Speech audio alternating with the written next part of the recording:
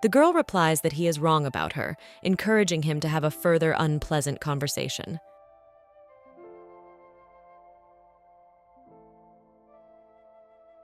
About her, encouraging him.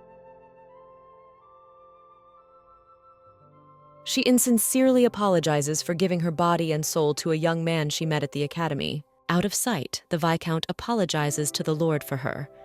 The Lord is outraged that the Viscount has praised his daughter and asked for a dowry for her, saying she will bear a clever son. The girl, hearing all this, shows them a locket with a round stone in the middle. This is a test for innocence. If the stone lights up red, the girl is pure. The locket glows red. Beatrice, triumphant, runs away. She is furious that the Lord started saying such nasty things about her the first time they met, angry at him and her father. She studies diligently at the academy, and they only value her body as a bargaining chip. Turns out it's not Beatrice. It's a girl in her body who has been in a car accident, but instead of dying, she finds herself in a novel she recently read, of which Beatrice is a character. The secondary villain, a lord, is supposed to be Beatrice's husband. He abuses the poor girl terribly, and her parents gave up on her in exchange for a lot of money.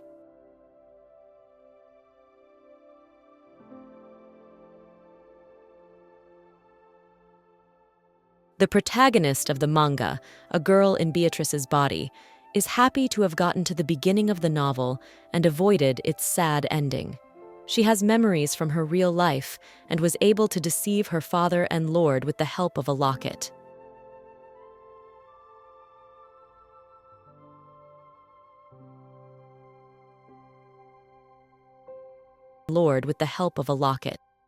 The protagonist says that she sent him a proposal letter since he is her senior from the academy. She gets her act together and tells him that she wants to enter into a marriage contract with him. She clarifies that the contract term is only a year and they will be divorced in a year. He asks about the reasons for this proposal.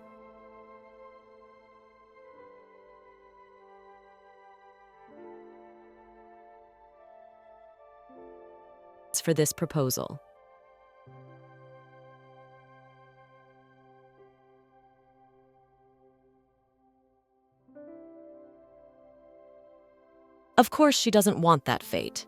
Her father doesn't give up and still tries to sell her no matter what. It turns out that in the original novel, Ruslan is interested only in a certain protagonist, so he will divorce Beatrice exactly a year later without any thought. She thinks to herself about a backup plan. If he refuses the contract, our heroine will use the information she knows as bait for Ruslan.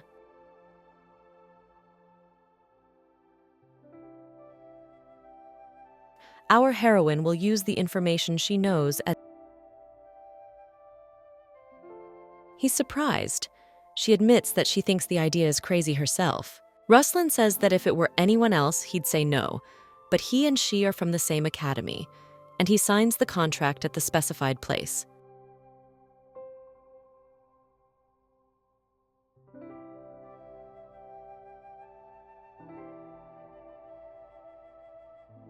In joy, she asks to go to his house because she doesn't want to go back to her parents' house. He phlegmatically agrees. He suggests that she go first and the carriage is at her disposal, but he himself needs to finish the job first. One of the men asked if the Dream Master was here to practice her skills. Terry hurried to tell him that the day was over and said goodbye, but he was interrupted by a shout from one of the men in black behind him. She was in for an unpleasant surprise, the castle of the Northern Duke. A huge, unfriendly Gothic castle, surrounded by skulls, warning signs, and circling crows. And a couple hours before arriving at the castle, a warning sign stands in the path of the self-named Beatrice's carriage that the road leads to the castle of the Northern Duke.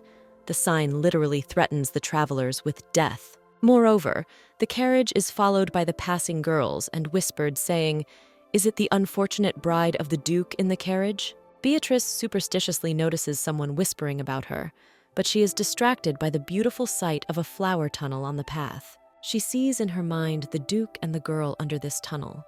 He asks her to come closer, to smell the scent of wisteria. Beatrice doesn't realize what she just saw.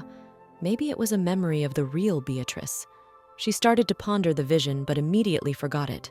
But now they have arrived, She is happy that she has escaped from a poor family and that she will live happily ever after.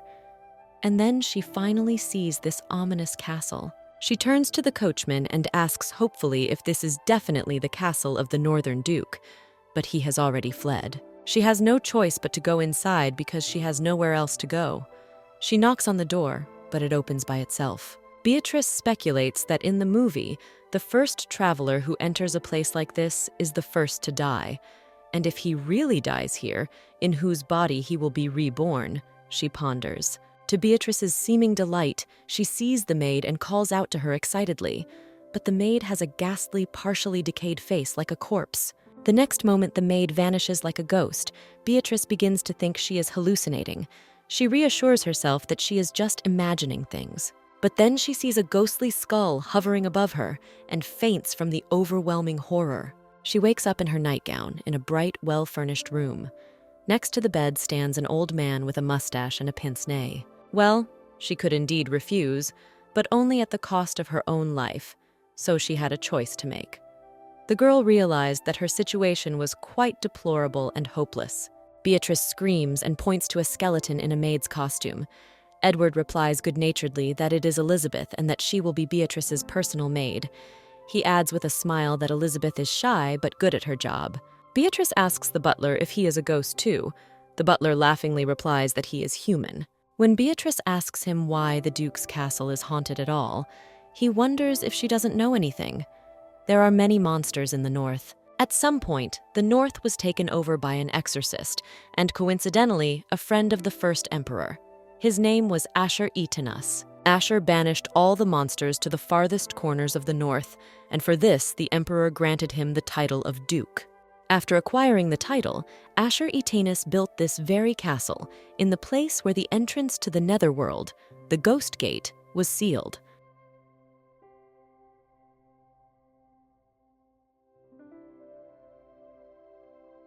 To the netherworld, After a while, the ghosts became bolder and began to show themselves to people. As a result, all the servants fled the castle in fear. The only one left is him, Edward the butler, who has hired the wandering ghosts idly as servants, themselves to people. As a result, all the servants fled the castle in fear. The only one left is him.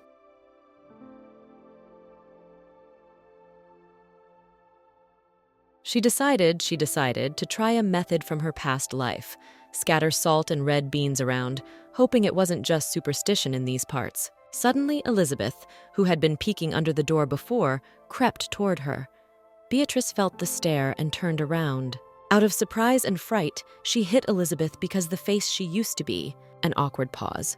Beatrice pulls herself together and apologizes for her prank. Elizabeth turns around and leaves, slamming the door.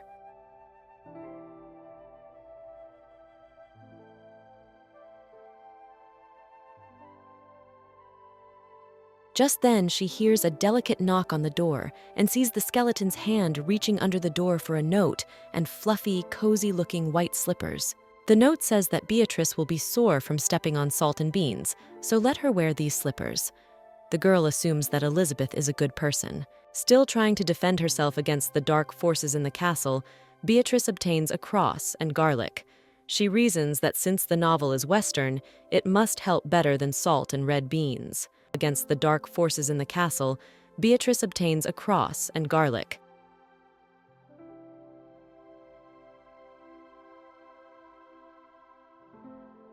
Beatrice tries to find out from the old woman when she appeared in the room, trying to understand why she did not hear footsteps. The grandmother leaves without explanation, complaining, "Oh, child." But already at the door, the old woman turned around, twisted her neck inhumanely, and squealed that the soup was too salty.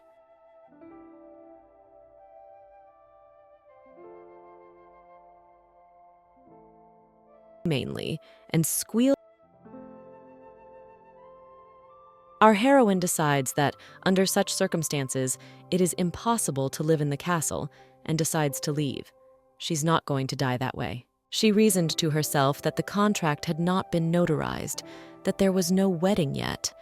She is frantically thinking about what to do next, since she is now practically a nobody. We see the Duke in his study at night a week later. It is a huge room with a desk at which the Duke is writing letters with a crow's feather. Beatrice bursts in on him screaming in her nightgown. She demands that he sleep with her. He asks her with a serious look if she knows the meaning of the words. She, embarrassed, assures him that she didn't mean anything objectionable at all. He invites her into his office rather than stand on the doorstep and asks her what's wrong, because the wedding is in a couple days, which means she didn't come to him for affection, so to speak. Beatrice confesses to him, now that he has returned from the capital, that she can no longer stand the ghosts that come to her at night and keep her awake.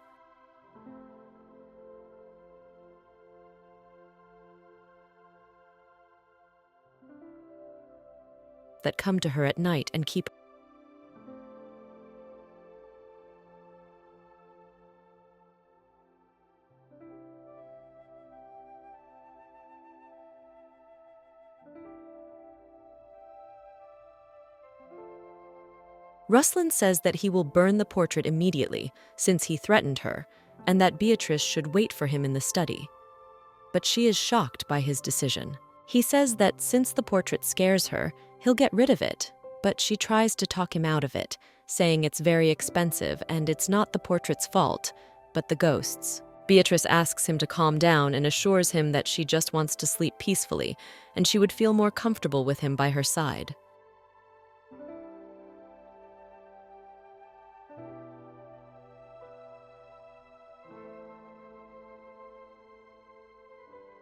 Groaning, Beatrice yawns and says she'll go to bed first if that's okay with him.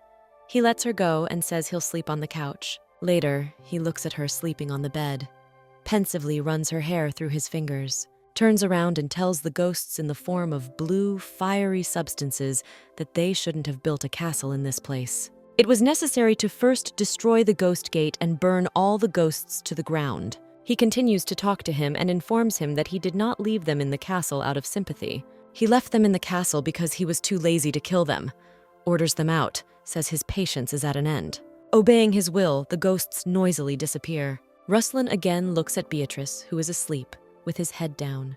He wishes her a good night's sleep, calling her his fiancée, and touches her hair, which is scattered on the bed. Beatrice, who is asleep, wishes her a good night's sleep, and touches her on the bed. Beatrice, who is asleep,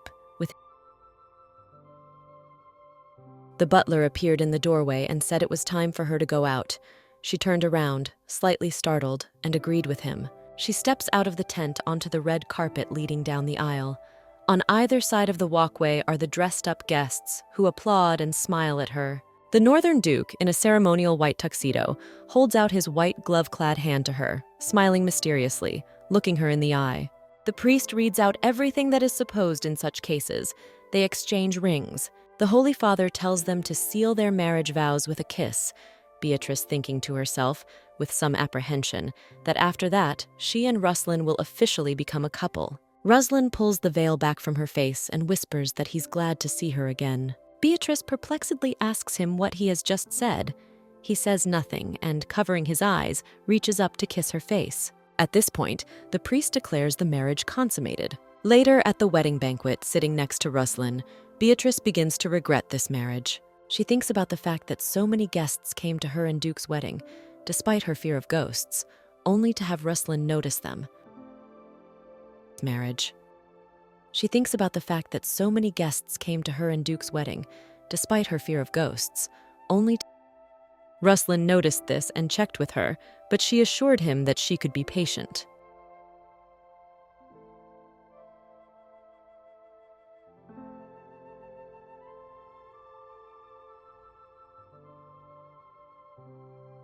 Beatrice is perplexed, tries to stop him, saying that people will misunderstand, but he silently takes her deep into the castle. Ruslan drops her on their bed and gets down on one knee to take the shoes off her feet. He takes her deep into the castle and gets down on one knee to take the Beatrice reassures him, saying that it is not his fault, that he simply did not have time. She adds that she was happy to show off her new shoes to the wedding guests.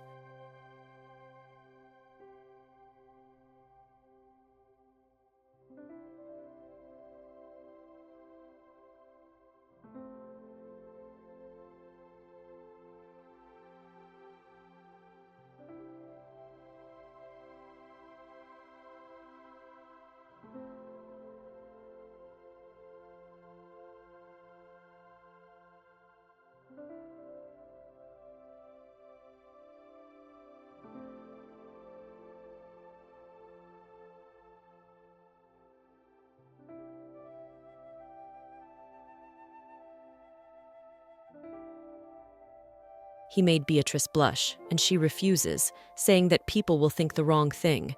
But she herself thinks how good Ruslan is. It was as if he heard her soap and asked her again, but she waved it away and began to say that since they were back in the room, as he had told all the guests. But she didn't finish. The Duke misunderstood her words and was about to undress. Beatrice shouted to stop him, saying that storks bring babies on their wedding night to couples that hold hands.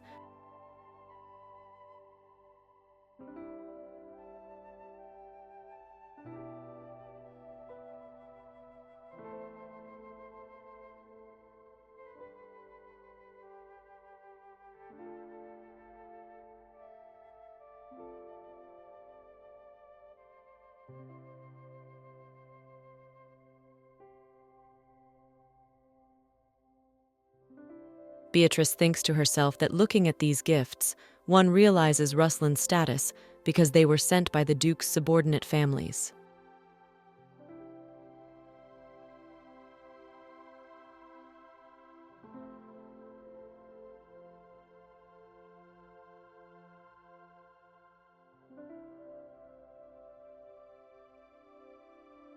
The butler is enraged, shouting that Felix is not here now. Why should he do it himself?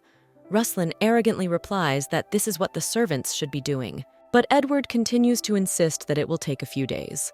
The Duke replies that it's no big deal and that Edward can finish it in 3 days.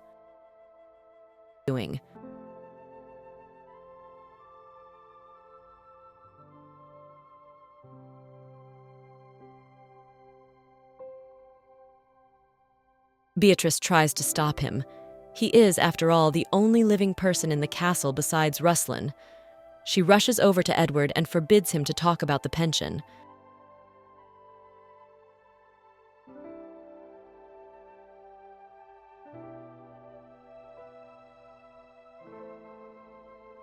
Edward tearfully thanks his mistress, and in the meantime she asks Ruslan to go with him to see the families.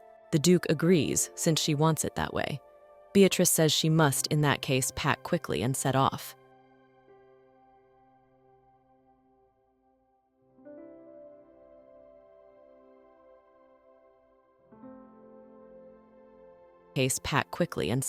They arrived at the last land for the day, Swans. It is a large, whitewashed house with balconies, arches, and columns. The local lord, Horst Kiesorf, rushed to greet them. He says he is delighted to see them. The local lord, Horst Kiesorf, he says he is delighted to see them.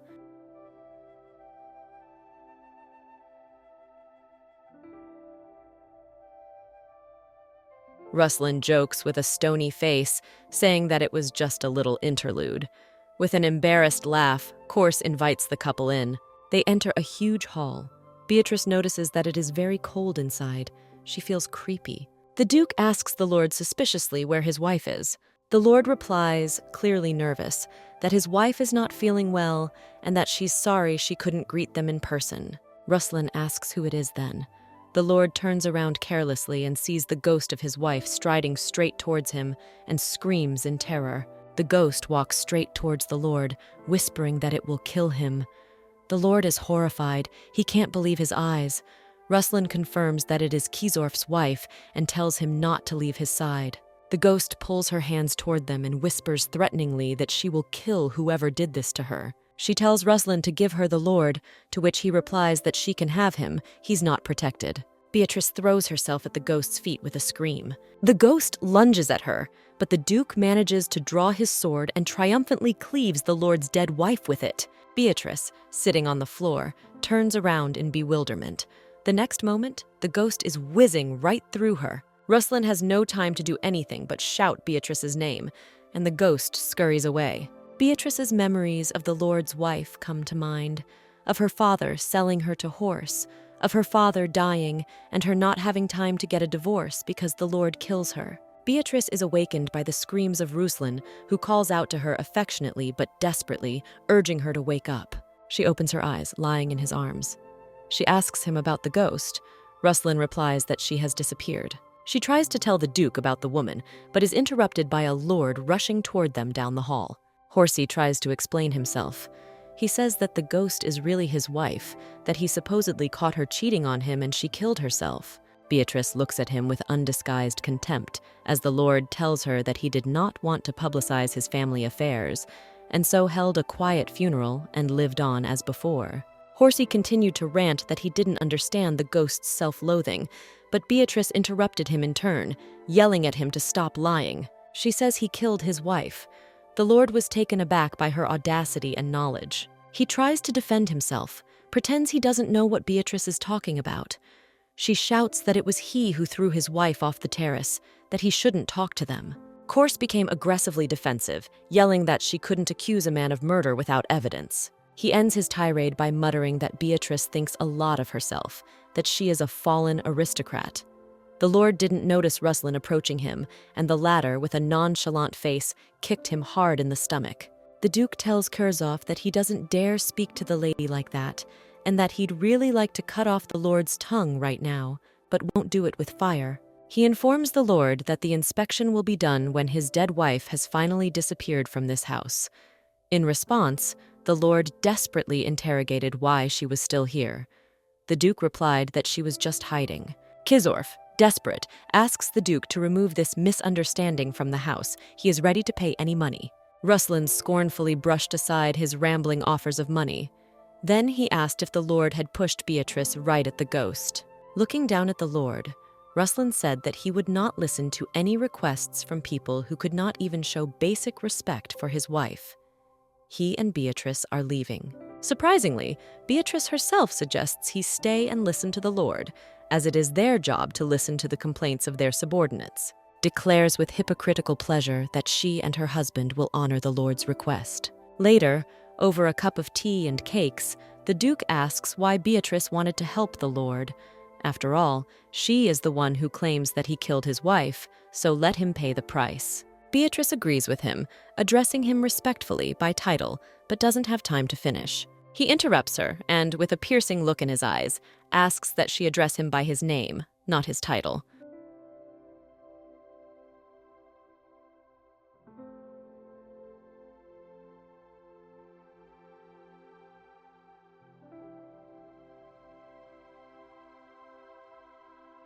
He, looking at her encouragingly, tells her not to be tormented by reflection, for they are now husband and wife. Beatrice is at a loss for words, thinking about how handsome he is. Pensively, she tastes the dessert and is delighted by its flavor. Ruslan said he ordered a dessert especially for Beatrice. She wonders if he wants to get closer to her, since he ordered a dessert just to her liking. She reasons to herself that a good relationship between them won't spoil the contract, though she doesn't understand why he's so nice to her. Again, she addresses him by title. He interrupts him again with a request to call him by his first name.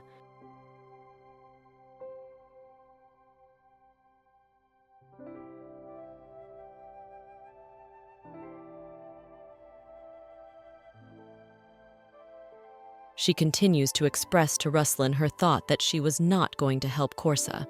After all, he had asked them to get rid of the spirit and protect him. Her cunning solution begins to dawn on the Duke. She adds that exorcism is not the only solution to the situation, and that the Lord will regret asking for their help. Beatrice and the Duke ask the locals about the pairing of Horse and his wife. A resident said that there was no kinder person in the world than the Lord's late wife. She said that Lord Horse had seemed polite and benevolent in the past, so much so that Lord Jongdae believed him and married his daughter to Horsey. But after Jongdae's death, the scoundrel revealed his true nature. He went on a rampage wherever he could, and Madame had to solve the problems he created. One day, he became so dissolute that he brought some woman of dubious occupation and origin into their home. The woman sighs, feeling sorry for her late mistress. Beatrice, meanwhile, thinks she has underestimated Horsey's villainy. Later, she and the Duke argue about what to do. Beatrice says that everything is obvious. The Lord stole his wife and then killed her to marry his mistress. Ruslan says it's because only the Emperor is allowed to have 2 wives, by law. Beatrice agrees. The reason is clear. Now they're going to start confiscating everything he's managed to get. They write a letter to send to the tax office. Soon, a tax collector comes to the chorus. The man introduces himself as Cutter. He is a tax official of the Empire. Horsey is in a panic. He is told that the IRS has received a letter saying that he is, in fact, not paying taxes. He doesn't realize what's going on as they make their way inside the house. One of the workers finds the Lord's safe. It's not a simple safe. It's made of adamantium, which means it's stronger than steel. Horace gloats that it can't be burned or broken. But then one of the tax officials gracefully pulls out a lockpick and opens the safe in a matter of seconds. And inside the safe is a hidden ledger. The Lord is angry and confused, and they read aloud his exorbitant spending. $1 million gold for a garbage can, $7 million for ink, and so on. While his lands get preferential treatment because he applied for it. But he himself spends money on expensive nonsense. Cutter sarcastically remarks that since his lands are poor, Horsey himself must live a cramped life, giving him a friendly pat on the shoulder. With a smile, he jokes about the Lord's friendship with the local tax director. Still with the same smile, he offers to tour every corner of the estate, and they'll start with the $1 million trash can. A couple of days later, the Northern Duke and Beatrice come to Horse's house again. The Northern Duke and Beatrice arrive again at Horsea's house a few days later, and ironically notice that the atmosphere is much more modest than it was on their last visit. Ruslan says it's none of his business. She gives him a card with a magic symbol written on it. He explains that it's a talisman against evil spirits. He tells Horsey to burn the card in his dead wife's room. The Lord asks them to wait and runs off to carry out the decree. The Duke then asks, addressing Beatrice affectionately as wife, if that is enough for her.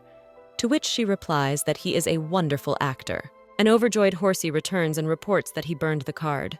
Ruslan closes his eyes and says he no longer feels the presence of spirit in this house. In a burst of relief, Horse throws himself on his knees and bows fervently to the Duke, repeating his words of gratitude. He wonders how else he can pay for such a favor from Ruslan. Beatrice leans toward him and says with a smile that there is no need for more thanks, for Horsey himself was willing to give anything to rid himself of the rebellious spirit. Horse asks with a touch of fear what she wants then. Beatrice laughingly replies that she doesn't want anything grand. She pulls from her bag a golden rod with a glowing red stone on the end. She lets the Lord know what she sees, his recognition of this thing, for it cannot be forgotten, because it's the rod he used to kill his wife. Horace pretends that Beatrice is talking nonsense, but she doesn't back down. She asks him if he told his wife that he would divorce her, and that she should wait in the room for the time being. The Lord confirms her words. He did indeed ask his wife to wait in the room while he prepared the documents. We're looking at the very night of the murder. Waiting for her husband, and in anticipation of freedom, the deceased wanders around the room. She does not hide her joy. At last, she will escape from this nightmare. She thinks he's a crook and a thief. He's taken advantage of her family, and in the end, he even brought a mistress into the house. But now she can live happily ever after, with a clean slate. She's a little worried that her husband is taking so long to show up, but here she's gazing up at the stars. She admires the starry sky, remembering how long it's been since she's done that. Meanwhile, the evil Lord slips quietly into the room. She was still admiring the sky, more beautiful than ever, and didn't notice Horsey at her back. He's smiling bloodthirstily and holding the rod above his head, the golden one with the red stone. Having told everything she knows, and she knows everything about the murder of his late wife, Beatrice laughingly praises the abilities of the imperial tax collector. It does not matter, they say, where the money is hidden or buried. He will still find it. She informs Horsea that the bloody rod was among the confiscated items and the tax collector before his duke and duchess personally. Beatrice smiles gloatingly at Horsey and says that they did the right thing by going to this particular official. Horse is angry, so it was they who called the tax officials to his house. Beatrice calmly replies that they were merely fulfilling Horse's own request to exorcise the spirit of his late wife, for she would not have rested if Horse had not been utterly crushed.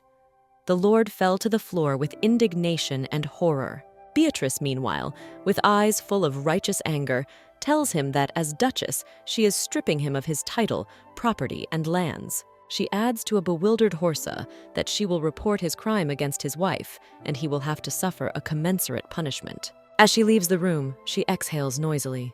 Ruslan praises her for a job well done. The Duke went to summon their carriage, and Beatrice remained waiting for him on the stairs, satisfied that all had gone according to plan. In the meantime, Horse, who has never gotten up from the floor, begins to make treacherous plans against Beatrice.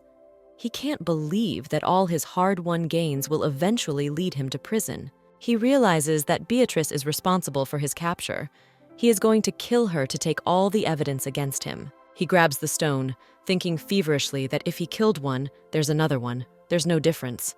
And the Duke wasn't around. But suddenly the Duke appears behind him and brings his hand down heavily on Horsey's head. Ruslan lifts the villain off the floor and says that the only reason he didn't kill him is Beatrice. She wants to sue Horse to pay for his sins. But Ruslan's patience has run out, and he says that since Horse digs his own hole like an idiot, it makes no difference whether he dies here and now or in the dungeon. He abruptly releases Horset's body and he falls silently, shrouded in a black haze. The Duke moves away. Meanwhile, Beatrice suddenly finds herself in a spacious room filled with sunlight. Behind Beatrice stands Horset's late wife and thanks her. At first, Beatrice did not recognize her. But as soon as she realized who was in front of her, the deceased bowed low and apologized for entering Beatrice's body without her permission. Beatrice assures her that there is nothing wrong with it. The ghost thanks Beatrice, saying that he holds no more grudges against Horsea and disappears like the morning mist. Beatrice wakes up in her bed. It is dawn, she dresses and leaves the bedchamber. Walking down the corridor, wrapped in a shawl, she complains about the cold, and it is the end of spring. Thinking along the same lines, she walks further down the hallway and suddenly sees a certain cookie jar, a small rag doll, and a note folded in half in the corner. She read the note.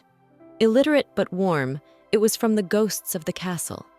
They welcomed Beatrice as their mistress and asked her to eat cookies if she was frightened by the ghosts. Beatrice notices that the gifts have been left very near her room, apparently really meant for her. She takes them in her hands and, opening the jar as she goes, tastes the cookies, feels that they are made with love and are therefore very tasty, even though they are cold, tells himself to thank the ghosts later and that many of them are in the same position as the late wife of the former Lord Horses. A short while later, Beatrice is preparing some kind of medicine with Elizabeth. Beatrice rejoices. She has correctly decided to add mint to improve the smell of the medicine. Beatrice turns to Elizabeth and asks her to sanitize the vial with boiling water. She leans on the windowsill and breathes in the fresh, clean air. She is glad that the weather is not too hot when the medicine is being prepared. We are told that the real Beatrice was incredibly talented and got all the top grades at the academy, and her talent lay in potion making. Potion brewing requires not just magic, but knowledge of the herbs, as well as careful attention to proportions when mixing. It is one of the most difficult disciplines to master. Since pharmacists are almost non-existent and the demand for potions is only increasing, this is the best profession. There's no shortage of employment in any country.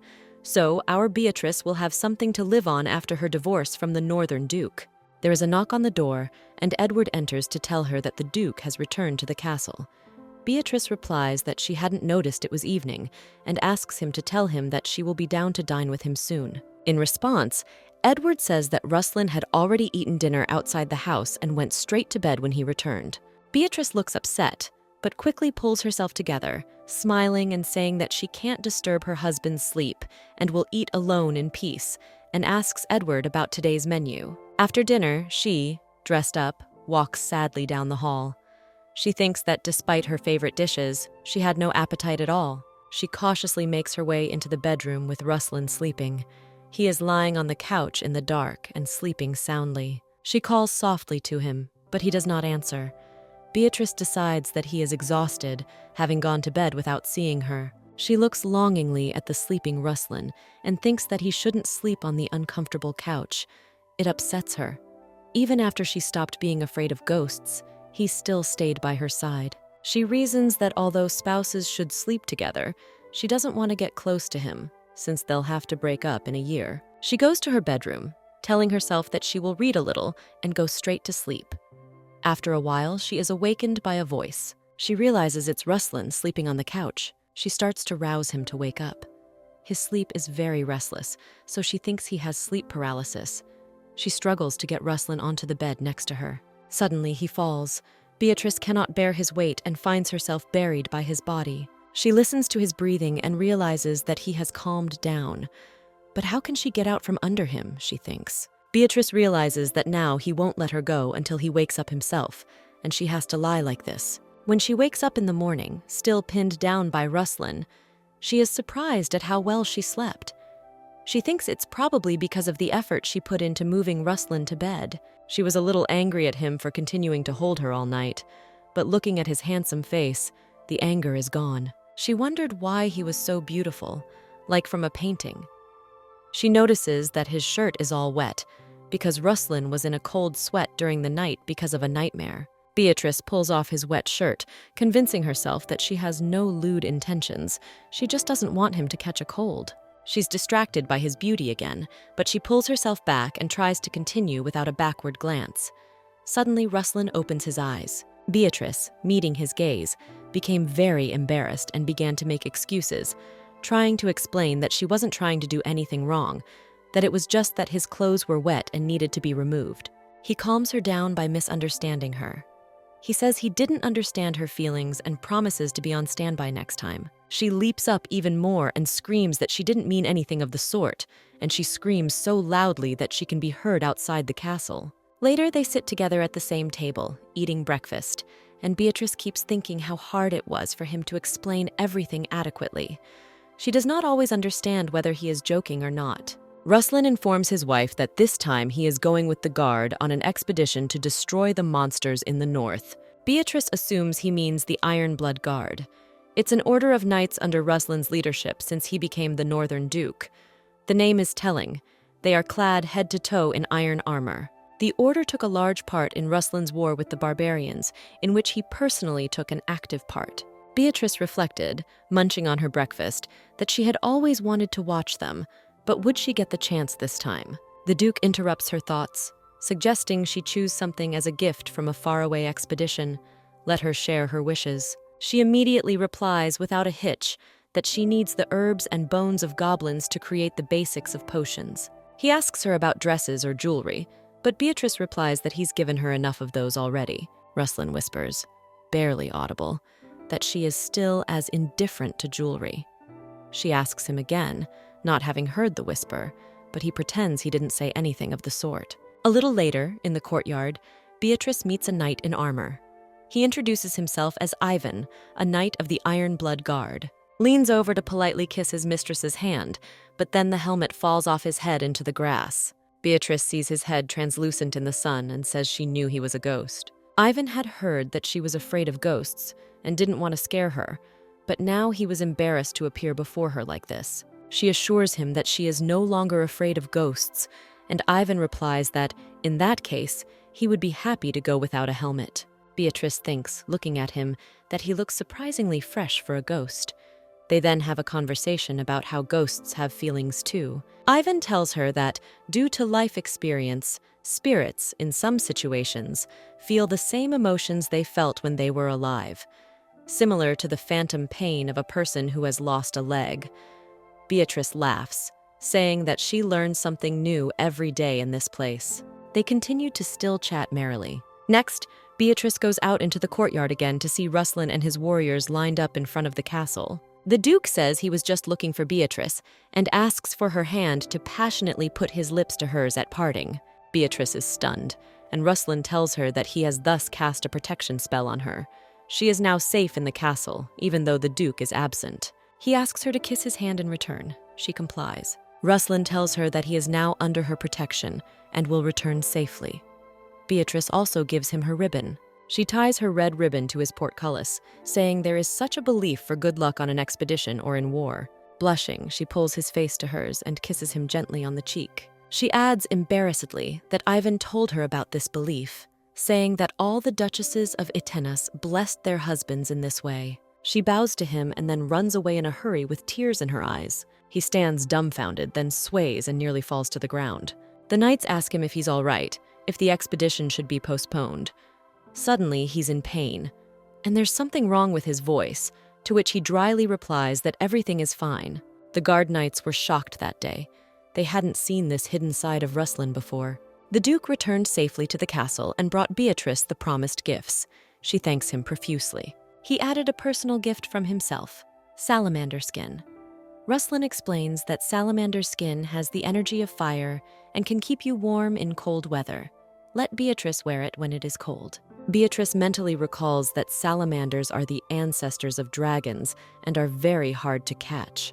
Alarmed that the Duke had hurt himself, but she immediately grinned because he is the paramount character, the strongest in the novel. You don't have to worry about him. Beatrice asked Ruslan if he needed the salamander skin more, since he went on expeditions so often. He replied that he could stand the cold perfectly well, and Beatrice thanked him profusely for the gift. Beatrice asks about the current purpose of the hunt. The Duke says that this time they killed wyverns, which often kidnap travelers and traders on the road, and on the way they met basilisks and killed them too. The butler came in, and Ruslan asked him to call Felix. Felix enters, a neat-looking man, a ghost, of course, with glasses and a dashingly twisted gray mustache. He asks Ruslan that he must have brought the money, since he had called Felix. Here he notices Beatrice and bows to her, asking for forgiveness. He introduces himself as the head of the palace's finances. Beatrice introduces herself in return, and Felix apologizes for not being able to meet her in person earlier. There was a lot of work in the dungeon. After exchanging pleasantries with the lady, Felix pounces on Ruslan again, asking how much money he brought this time. The Duke sighs and, covering his eyes, replies that they will hold out until the fall. Both Felix and Beatrice had already burst out, which meant only until the fall. Beatrice calculates to herself how this came out, since basilisks are very expensive and wyverns are hard to catch. But why is there so little money? She asks Ruslan to show her the receipts from the monster sales and becomes furious. The prices at which Ruslan sold the creatures are too small. He explains it by the fact that the monsters were not too strong. Beatrice realizes that Ruslan is mistaken about the basilisk's power only because he underestimates his own, and so he charges too little for them. She realizes that he only seems cool and formidable, but inside he's a mere fawn and will be fooled like that unless she intervenes. Beatrice firmly tells Felix to bring her all the reports on monster sales and the estate's expenditures. Later, Beatrice is at a desk littered with papers, keeping records. She reports that since much of the north is covered by glaciers and mountains, nothing can grow here. This means that taxes cannot support the duchy's budget. There are few businesses in their territory as well, so the main income comes from selling monsters caught by Ruslan. Felix confirms her words and says that he repeatedly told Ruslan about founding enterprises, but the latter kept insisting that there were enough funds to manage the lands. Beatrice sees that the Duke has given her father, the Viscount, a decent sum of money to pay off for her. But she already has a headache. She decides to deal with it later. Felix asks the mistress what businesses they should start. Beatrice replies that they will begin to utilize the natural resources of their lands. Since they have a lot of mountains, they have a lot of resources, but so far they can only mine blue diamonds. This diamond is a stone of magic. It serves to create magical power, as it absorbs mana with infinite power without stopping. Beatrice recalls that in the original version of the novel, a certain Evangeline found these diamonds in the mountains and made them her property. And since Evangeline is the daughter of the prince's right-hand man, the Marquis of LeMay, she will not be impoverished by the loss of the idea of the mines. Ivan enters the room, and Beatrice asks him if he has found what she asked for, blue diamonds. He replies that yes, there are many diamonds at the mountains of Earn. She asks Ivan if it is true that there are many demons on that mountain. He replied that yes, and that's why no one would look for blue diamonds there. She asks how long it will take to clear the demons to start mining. 3 days, Ivan replies. Ruslan enters the room and says that he is the one who sent the demons there, since the mountain is far from populated areas. But if Beatrice asks, he will deal with them right away. Beatrice does not have time to say anything to him. Ruslan promptly leaves. She asks Ivan if the expedition will take 3 days. He replies that yes, if you go alone. He confesses to his mistress that in fact, during the expeditions, they only help Ruslan, the main work the Duke does himself. Beatrice is surprised. Ivan himself said that in his lifetime he was a famous strategist. He can act freely, not being a member of the guard. He says that in his lifetime he was proud and flaunted his power everywhere, albeit to no avail. He says that with strength like Ruslan's, even Ivan is just a gnat.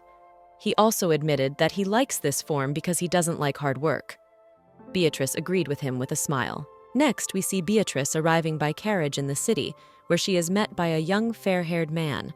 He introduces himself as Elliot Icarus from the Temple of Icaros. Beatrice then sends a sample of the blue diamond to the Mages Guild, and after a few days, she received a reply. The magicians wrote a description of the diamond, the approximate price, and wished to be the first to buy a batch of them.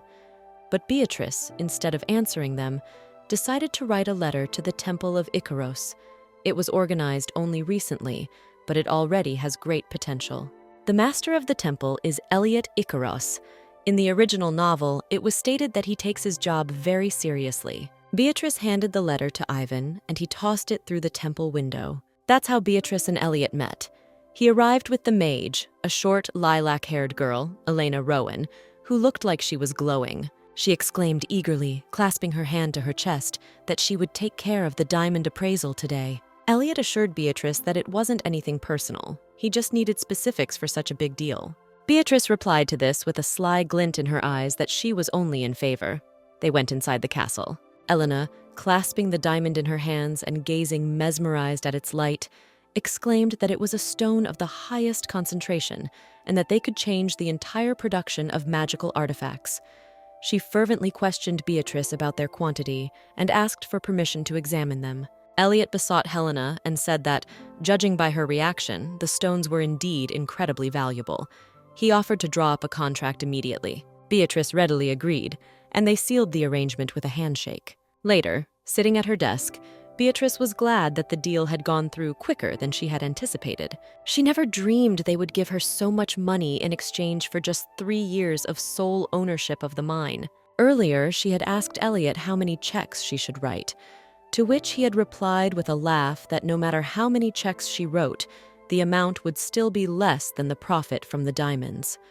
At Icaros Temple, everything is already arranged, he added with a mysterious twinkle in his eyes.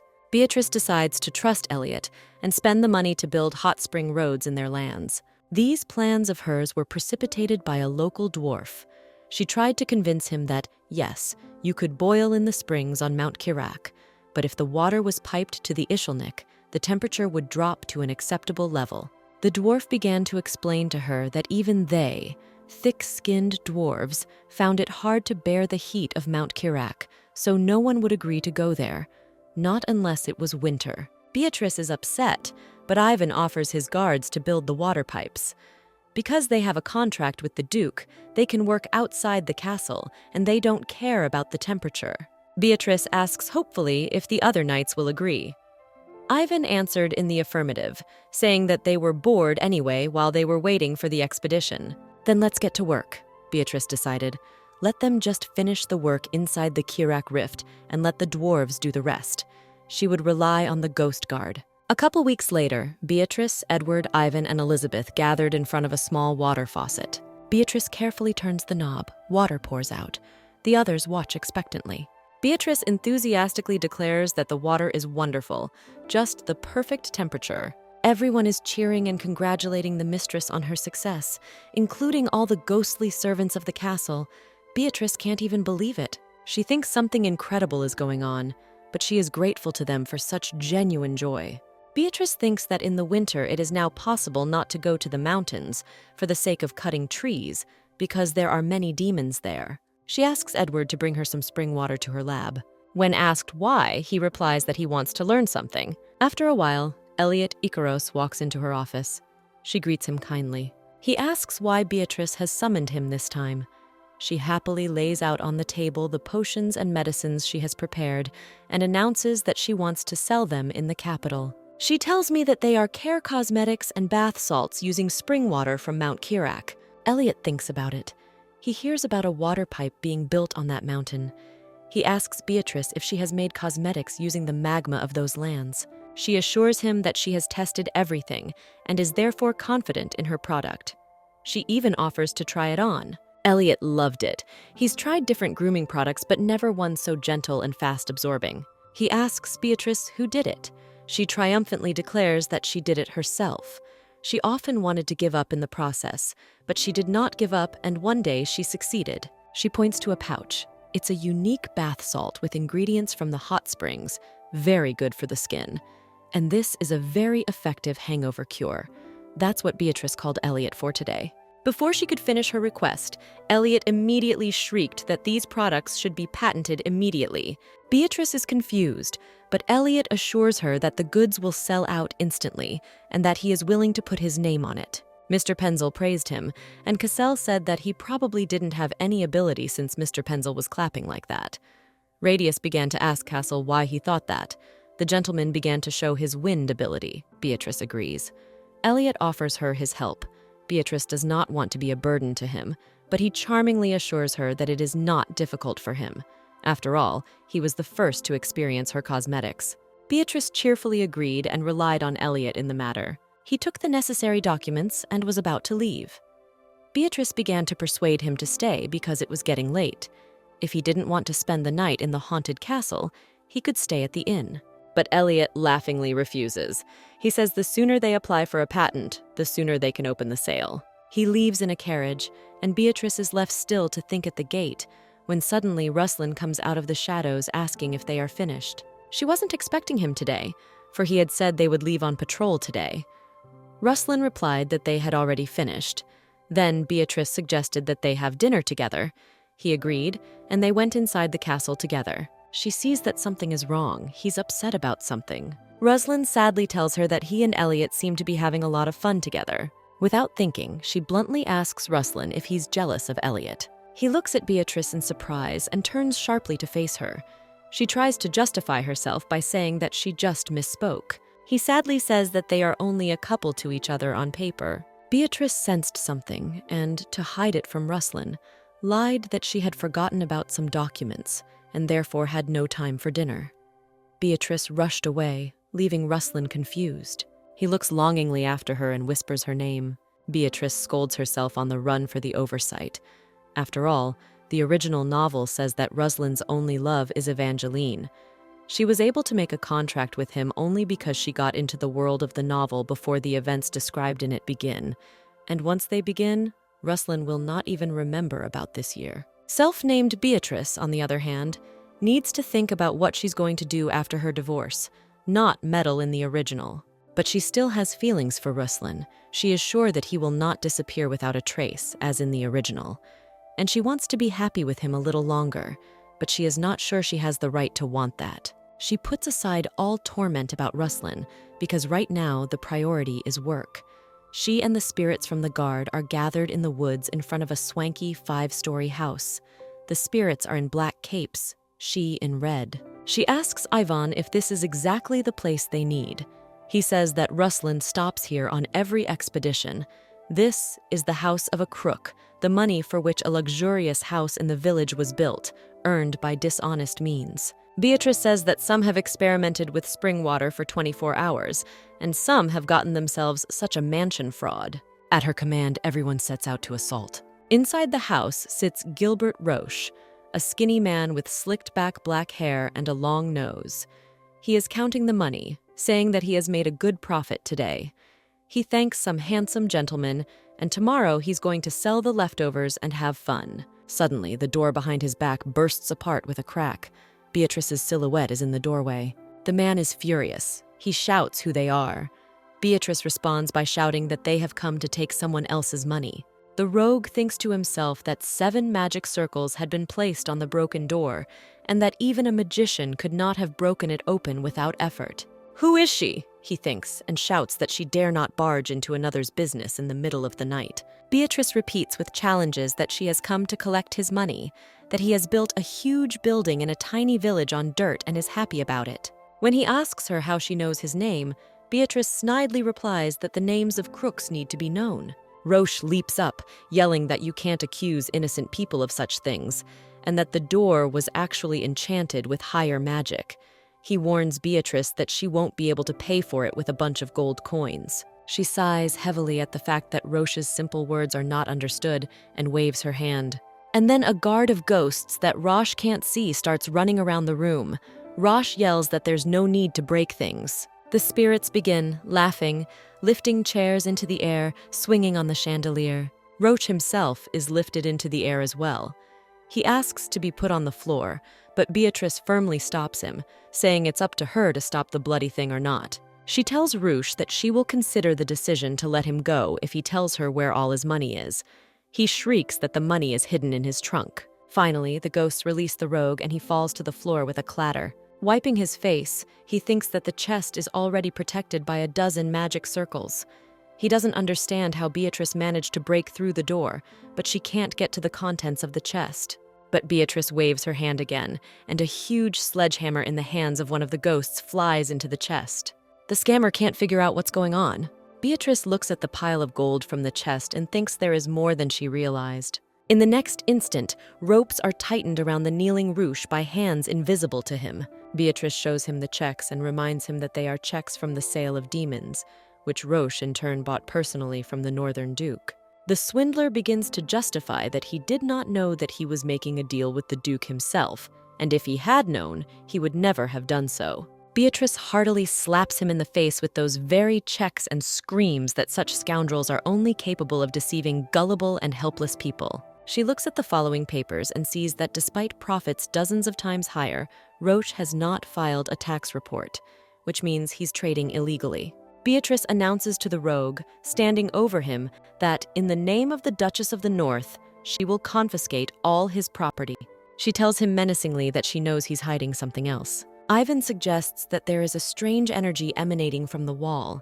They approach it. Beatrice feels the wallpaper. Roche starts screaming and begging them not to touch the wall, but Beatrice has already started ripping off a piece of wallpaper. She stands in front of the resulting hole and can't believe her eyes. Later, they set off again. Beatrice rides on horseback, her companions walking beside her. One of the ghosts asks her why they didn't at least beat up the rogue and just leave him like that. Beatrice replies that, due to his serious smuggling and clandestine trafficking crimes, they have taken him to the station and provided evidence of his machinations, so he is in for pure water hell. It turns out that Roosh had dangerous magical items hidden in his wall, which means treason. He will be severely punished. Ivan is surprised that Beatrice knew from somewhere that magic doesn't work on ghosts. She says that she realized this because none of the knights were harmed in the basilisk hunt, despite the fact that this monster has over 10 circles of higher magic, and adds that she had more courses of action in store. Beatrice instructed the guards to keep a close eye on the market prices of monsters, because Ruslan was not an expert in them. One of the ghosts replies with a sigh that Ruslan was just taking money from buyers without saying anything, so the knights thought that was the way to go. Beatrice doesn't blame them either, saying that everything will be fine now. Later, in their office, Ruslan sits at his desk and deals with documents, while Beatrice lies on the couch and reads a book. He tells her that he's been asked to appear as a witness in a major smuggling case, and also to handle the transfer of the Swans estate to Ilishbach, which the emperor himself had recently taken over. Beatrice is alarmed, in case it's about confiscation of property, but the Duke replies that it is probably not. It is just a pretext, because the emperor has been waiting for his obedience for a long time. Beatrice mentally recalled that in the original novel, the emperor had actually wanted to subdue Ruslan so as not to develop an internal conflict. The Duke had said he didn't want to make the North independent. She asked if they still hadn't developed the North just to appear indifferent to independence from the emperor. Ruslan answered in the negative. He would not give up these lands just out of fear of the emperor. He confessed that he didn't like the North at all, and became a duke only because of the contract with the previous ruler. He asked Ruslan to just manage the lands, not to develop them, that's all. Beatrice realizes that since there was a contract, Ruslan is not a native-born Itenas. He agrees. Told him that due to illness, the previous duke was unable to have an heir. Because of the contract, he couldn't tell Beatrice more about it. He added that the previous duke didn't want to give the title to his bastard brother, so he offered Ruslan such a contract. Beatrice asks how an outsider can become heir to the family. Ruslan doesn't think so, but the past duke hated his brother a lot. Beatrice said that people are hard to understand. The duke agrees, running his hand through her hair. Beatrice is surprised. Was he allowed to tell her this story? It is secret. He gently replies that he wants to be completely honest with her. Then Beatrice asked him to tell more, such as why his face was so radiant. He was embarrassed and said he didn't know and would ask his knights. She laughed and said not to ask. They walk out of the study together. She thinks she really wants to get close to the Duke, but after all, when the original narrative begins, he's supposed to fall in love with Evangeline, or else everything will be fine between them. We see a knight running through the woods in fear. Suddenly he falls, his body not obeying him. A man in a toga and sandals stops behind him. He tells the knight that he is the last one. The man has a bloody sword in his hand. The knight begins to panic, begging for mercy from him, promising that he will never enter God's territory again. We see that the knight was haunted by one of Ruslan's past incarnations. He tells the knight that the decisions are not up to him, that the knight should have thought of mercy before the tower was built, and kills him with his sword. And now there are no people left in the Tower of Babel. It turns out that in ancient times, even before the founding of the empire, people built the Tower of Babel to get into the world of the gods. This angered God, and he sent his descendant to earth. Known as the Sword of God, the messenger killed all the people in the tower and destroyed the tower itself. And many years after the tower fell, the humans created the empire. And to avoid repeating the mistakes of the past, they created a temple in it. Over time, however, the greed of the priests began to destroy the temple of God. And people began to whisper that God didn't like the temple and sent his descendant back to earth to destroy it. Some even said they had seen a beautiful man with silver hair. Others asked what beauty had to do with God's messenger. He was answered that this was the case in the legend of the Tower of Babel. The descendant of God was a handsome young man with silver hair, which is the color of the hair of those close to God. Because of these, the priests built another temple and began to offer sacrifices, hoping to propitiate God. They led the little girl into the forest, where Ruslan met her and ordered her to get up from her knees and tell who had sent her here and from where. And she begged to take away the wrath of God along with their lives. He once more demanded that she stand up, and then he cut the restraints and told her to deliver the message. Ruslan told her that if once again people offered such a sacrifice to God, they would not get off easy from God's wrath. The girl hurriedly runs away, and Ruslan decides to sleep, thinking that he has only wasted his energy. After a while, he wakes up and sees the past incarnation of his beloved Beatrice in front of him. She wakes him up with timid questions about whether he needs help. Now, already in this life, Ruslan sits at his desk and fills out paperwork. Later, standing by his horse with his guard, he tells Beatrice that he'll be back in a couple weeks. She is puzzled because the journey back to the castle alone takes 5 days. He won't be back so soon. Ruslan replies, leaning down to kiss her hand, that it would take a couple of hours by air. Beatrice says she won't believe him just because he says it with a serious face, and Ruslan kisses her hand. He asks for a return kiss on her part. Beatrice says, of course, he told her it was amulet magic, and kisses his hand. She wishes them well on their way, and he bent down for a kiss on the cheek, but she recoiled. Ruslan asks with a smile why she doesn't kiss him on the cheek anymore. Beatrice, embarrassed, explains that Edward told her not to do that. She apologizes for the last time. She didn't know. He denies it, saying it's the right thing to do, to kiss on the cheek for the road. Beatrice is surprised, because Edward said it was wrong. Ruslan smiled and said that the butler was old, and his memory sometimes fails him. He bent down and kissed Beatrice himself. If she didn't want him to, he would do it himself, and he said goodbye. The knights watching them were in shock. One was perplexed as to why the Duke had asked last time if his face was glowing, while the other was genuinely expressing joy for the couple. Ruslan rides away on horseback, the guards on either side of him. Beatrice looks after them. She notices that the weather is hot, which means that summer has indeed arrived. Beatrice returns to their empty bedroom at night and thinks of Ruslan smiling at her before he left, but she immediately cuts herself off and quickly goes to bed. She dreams she is running through the forest and someone is chasing her. She thinks it's been a long time since she's had nightmares in this castle. She shouldn't have them again. She is already very tired, but she doesn't even know who is chasing her. She decides to turn around. At first, she thought there was no one behind her. But suddenly, a giant red snake with glowing yellow eyes appears right in front of her. Beatrice is terrified as to what kind of monster it is. Suddenly, the snake opens its mouth, revealing a split tongue and long fangs, and hisses at her deafeningly. Then Beatrice wakes up abruptly. Elizabeth is leaning over her. Beatrice wakes up. Everything is fine. She is in the palace. The dream is over. She notices that it was Elizabeth who woke her up and reassures her that it's all right. I'm awake. She thanks the maid and asks her not to worry about her. Beatrice stretches and notices that she needs to change her clothes because she is drenched in sweat from sleep. But then she notices Elizabeth's hand and grabs it with a shout. The skeleton's hand resting on Beatrice's arm was gray, almost black. She says that as late as the afternoon, Elizabeth was fine. Beatrice realizes that the nightmare she had that night was not a simple dream. Hoping for a restful sleep, Beatrice burns special herbs in her bedroom. This medicine used to help her avoid nightmares, but now it has stopped for some reason, and she doesn't know why. She went to bed, hoping that at least she would sleep well tonight. Suddenly, the curtains on the window billowed, and Ruslan entered the room. He ran his hand over Beatrice's face, dusting it with golden dust. He looks at the sleeping Beatrice and thinks that his protective barrier can only be ignored with black magic by one woman. Ruslan reflects on the fact that he can't do anything to her without proof because of the contract. Leans over the sleeping Beatrice and says quietly that he will protect her this time, even if he is not in her future.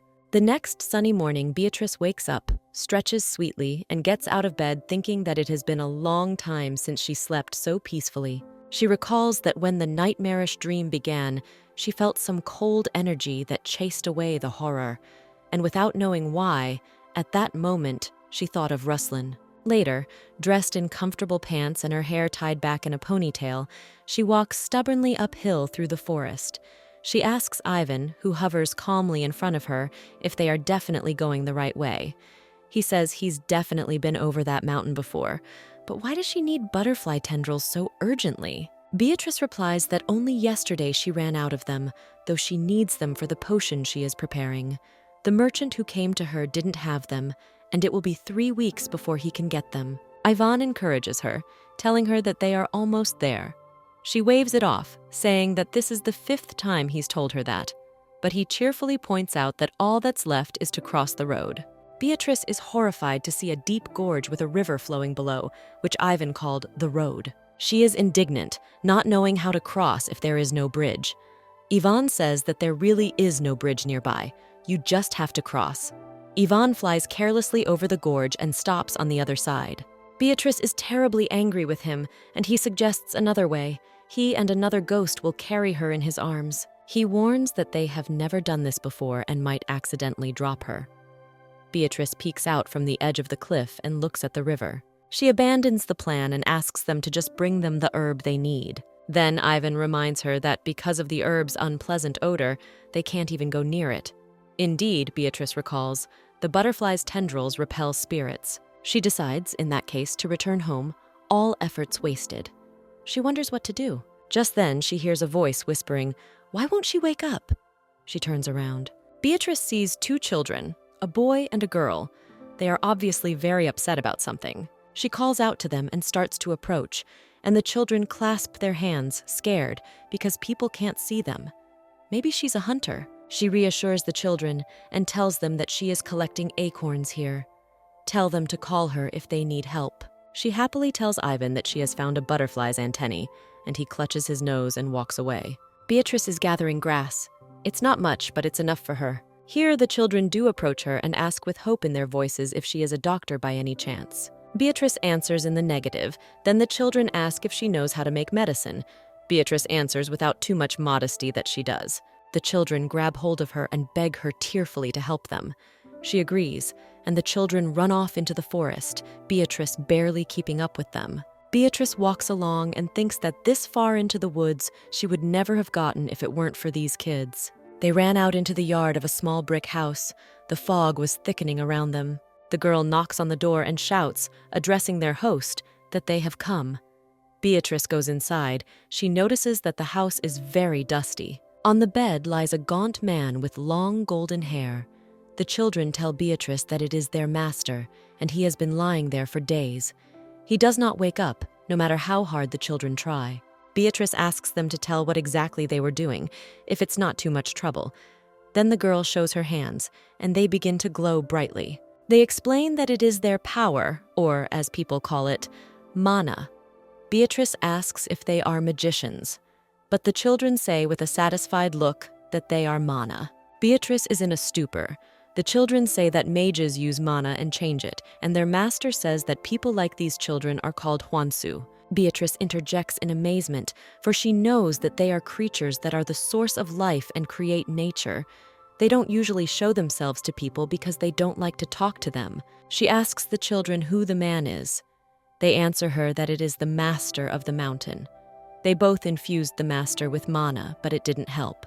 Perhaps because compared to him, they are too weak. The children rush over to Beatrice, shouting that this is why they brought her here to cure their master.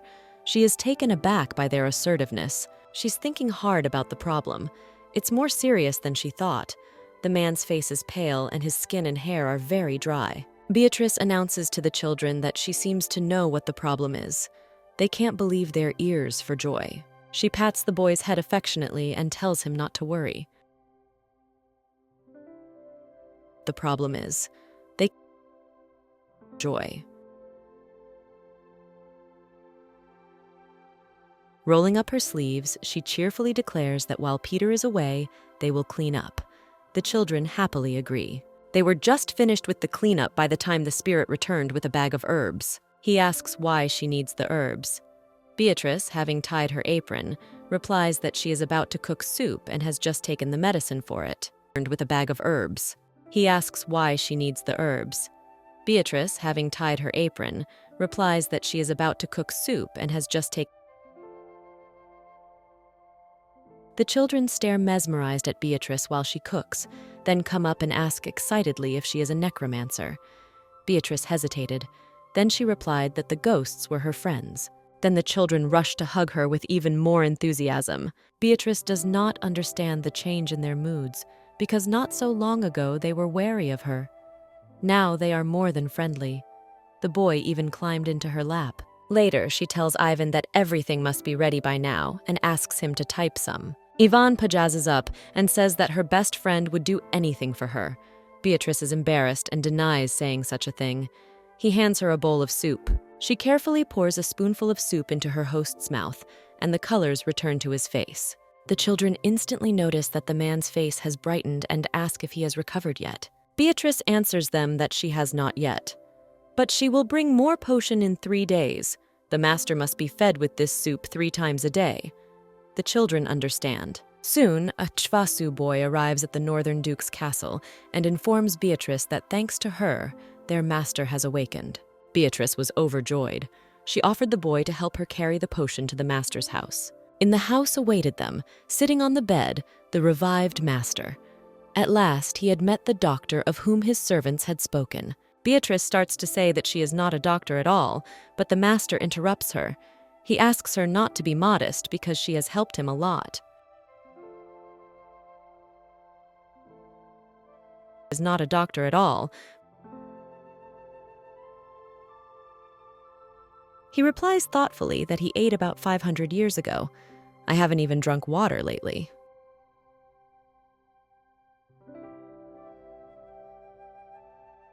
He replies thoughtfully that he